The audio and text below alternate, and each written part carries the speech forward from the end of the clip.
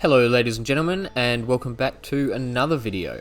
Something a little bit different today. I figured if we're going to be spending so much time together in my work shed, maybe I should give you a little tour of the workshop and let you know where I am and how this place is kind of laid out.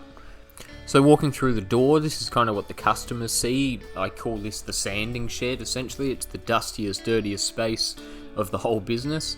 All the tools and everything I use are there on the left hand side. Boards are on the racks on the right hand side, and in the center there, that's where I'm doing all the magic. Well, about 50% of the magic anyway. So in total, this shed is 10 meters long by 5 meters wide, I think, thereabouts. And originally it was divided in two. So this wall we're looking at here that we walked in through to get into the shed, it used to be in the middle, dividing this 10 meter shed into two 5 meter lengths. So where all the boards are stored right now has always been the sanding and prep area. And then this empty half here, that was originally my glassing and painting bay. It was pretty tight and pretty difficult to work in, so eventually I expanded so that I could get more and bigger surf craft in. Walking through this wooden door here, this brings us into the painting and the glassing side of things. So this is a replica shed. It never had a wall through the middle though. It's 10 meters long, 5 meters wide, so the same as the other one. And this one is kind of, I try to keep it as my clean space. So this is where all the resin's poured, all of the painting's done, and it's big enough that I can do large batches. I can get 4 or 5 boards on these racks here, and then I can get 4 boards on the racks in the center of the room, and that allows me to pour big batches of resin on multiple boards at the same time. So plenty of storage space for things like paint. As you can see, the wall is slowly filling up. It's one of the good things about doing surf club boards is you always need new colours, so they kind of bring those colours in. A workbench I'll call it, but I don't really do much but store resin on top of it. That's all the epoxy.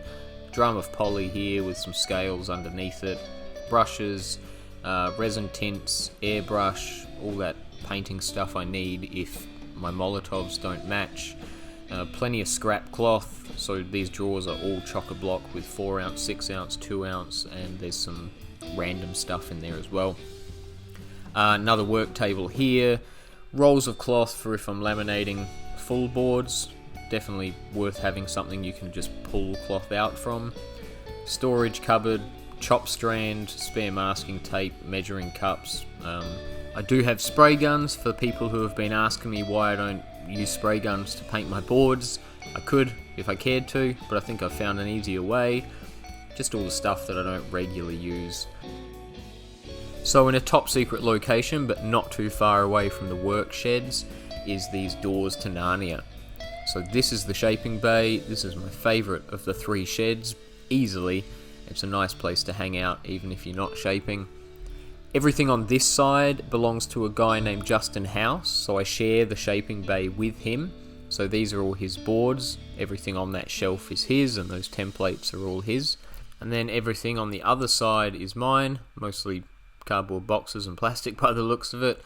So I've got this other half of the shaping bay. Plenty of space for both of us. We've both taken to throwing our templates on the floor down here, but we do have a designated spot on this entrance wall. So we both have stacks of templates hanging up in this framing that we didn't ply off. It's nice to share the shaping bay with somebody who's at a similar level than I am. When it comes to shaping, we can kind of bounce ideas and techniques off each other, and there's a little bit of inspiration there watching someone else shape, so that's good. And of course, every shaping bay, I imagine, requires a beer fridge, so we've got one of them as well. Things have certainly grown for me a lot in the last 3 or 4 years, I guess, somewhere around there. This is the shed that I started in. I originally bought a $700 garden shed and I plonked it in the backyard of my old house that I rented. So the business all started in there, and that was literally it. I would shape boards in there, glass, fiberglass. If I had multiple boards to fix, I'd be out in the yard, so half of the boards would be outside on racks on the lawn. It was a very small space, but it was enough to kick off the business with really just a $700 investment. So once work picked up a little bit, I was able to leave my full-time job, which then was an interior plasterer, and I was able to move the business into the first shed that you saw, so the sanding shed. The empty part of that shed that I showed you earlier in the video, that's actually where we are now. So you can see there's a bit more room in here, a bit more space. I was able to keep all the dust from the sanding and the prep away from paint jobs like this and resin. So it was a big game changer in my quality of work and the amount of work I was able to take in as well. It made a big difference to the business. And eventually I kind of outgrew that part of the shed. And that led to the expansion, which is the 10-meter glassing and painting shed that we're in now. I've got a few more things up the sleeve. In the next couple of months there's going to be a big change to the workshop yet again. So it is growing each year, and I am making progress moving forward, which is good.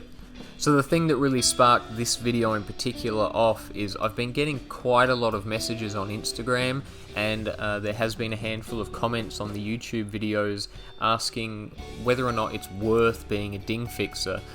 Is the money there? Is the work there? Do I have to have a side gig, or is this my full-time gig?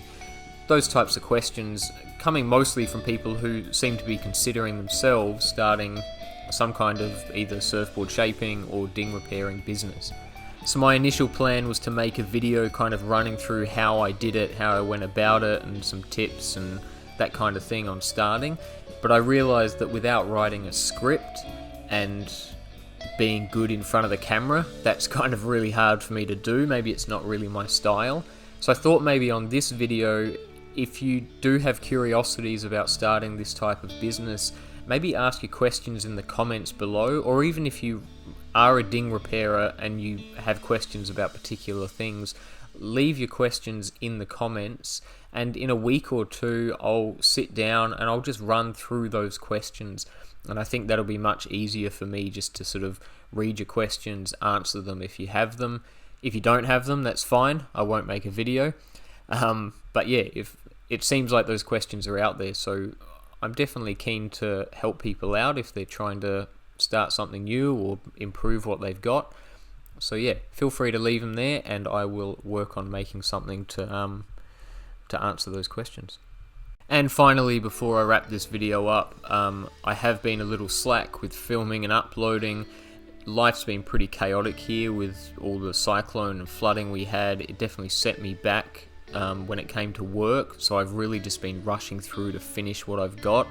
But there are some interesting jobs coming up in the pipeline. I've got a few contract glassing jobs to do. That last video I did on the old Atlas that I painted, that is coming back. That'll be back this weekend, in fact. No, next weekend it will be back for more work yet again, which is going to undo a large portion of the work that I did. So I will definitely put something out on that. I've got a custom fin that I've got to lay up, cut out and sand to shape this week, so that will definitely be filmed, and maybe I can get that video out sort of middle of next weekish. So there are things coming. I apologise for the delay on videos. Yeah, it has been a little bit of a hectic end to our quote-unquote summer here in New Zealand. So until then, like I said, leave any questions you've got in the comments below, and maybe the next video or the one after the next video, which will be the fin, I'll answer those questions. And until then, thanks again for watching. Hope it was somewhat insightful or helpful to see where I'm at, and we'll catch you in the next one. Chee-hoo!